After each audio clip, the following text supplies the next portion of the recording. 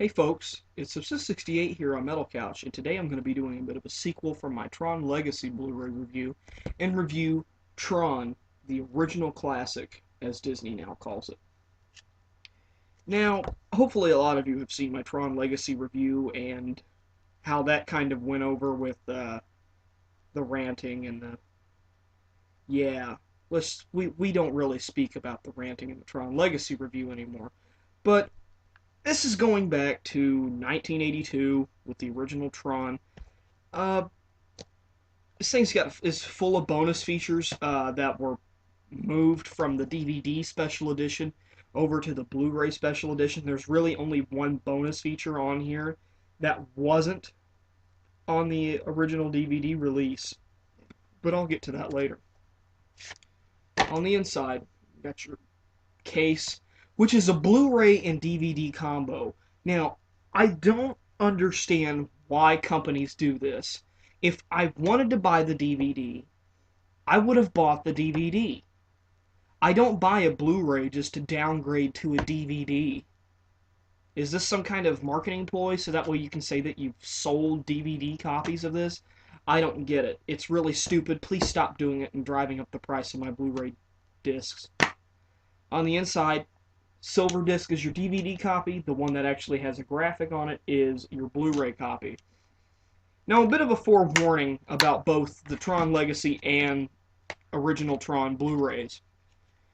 Don't be like me and be stupid and not upgrade the firmware in your Blu-ray player before you start playing these, because half the time they won't even play correctly.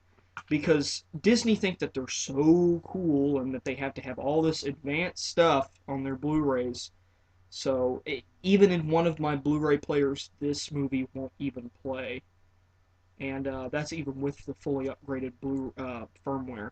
So, be forewarned about that Disney is trying to make you use certain brands of Blu-ray players. It's a marketing ploy. But, I think I've described Tron pretty well in my Tron Legacy video. Guy gets put into a computer, has to fight his way out. You know, it's a pretty interesting concept, and for its time, the special effects were never heard of. This movie has about 15 to 20 minutes of straight-up computer graphics, which was unheard of at the time. And it's got kind of an Atari feel to it, a video game kind of feel. Um, about the special features on this, there are a whole bunch of special features, hours of it. You've got a thing called Phototronology, which has the director Steven Lisberger and his son on a personal journey to Disney's photo library as they uncover original production photos and reveal intimate stories. Because his son was definitely... Never mind.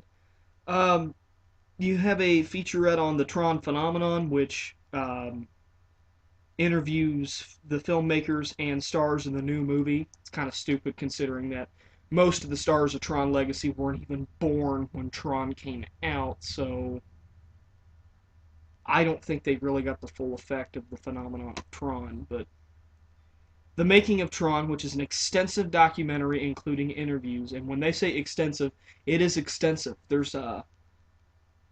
There's one that just says The Making of Tron, and that's an hour and a half, and then there's several other featurettes underneath it that just help expand on the runtime of this. So there's about a good 2.5 hours of making of content on here. You have deleted scenes with introductions by Bruce Boxleitner, who played Tron in the movie, an audio commentary, and as they say, much, much more. And by much, much more, they mean trailers for Tron Legacy and its soundtrack. So, the picture on this Blu-ray disc is phenomenal. It's just as good as Tron Legacy, even though Tron Legacy's got all that state-of-the-art CGI imagery. This movie still holds up after all these years.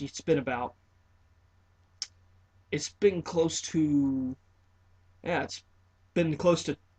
30 years since this movie came out, and it's surprising to see that the special effects still hold up, and that at the time that was a very unique way to even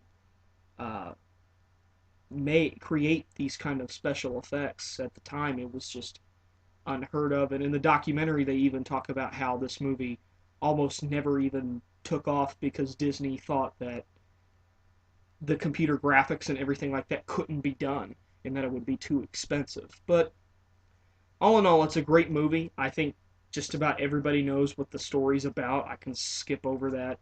Um, to put it blunt, guy gets stuck in computer. Guy helps computer programs overthrow this evil program called the Master Control Program, who seeks to do a whole bunch of weird shit. I mean, there's even one point in the movie where this Master Control Program's talking about breaking into the Pentagon. Um, so that's pretty much the gist of it, and the journey through this film is it's I've never seen anything like this before. The world that was created by Lisberger and his writing team it's unique and it's never been done before. Uh, you got the light cycle sequence, which is at the time a feat in computer imaging. Um,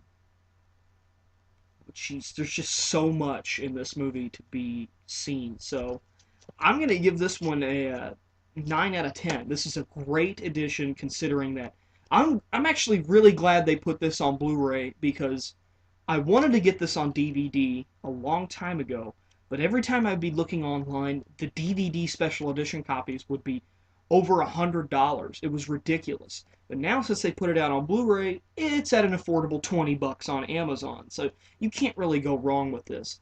My only gripe is that, well, I couldn't really count that against the movie because it's an error on my own part. But I didn't upgrade the firmware in my Blu-ray player, so about 3/4 of the way through the movie, it started to skip around a little bit.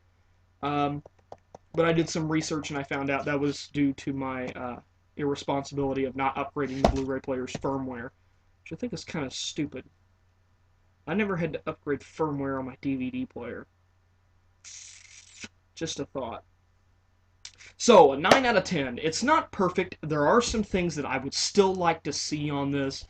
Um, Mainly I think that the sound's a bit strange to me. I'm hearing sounds that I don't remember hearing in this movie watching it on VHS. I don't know, that could be a good thing, could be a bad thing. I mean, maybe they were supposed to be there and I just was tone deaf before. But 9 out of 10, definitely check it out. It's worth your money and worth adding to your Blu-ray collection. So this is Subsist 68 here on Metal Couch, signing off.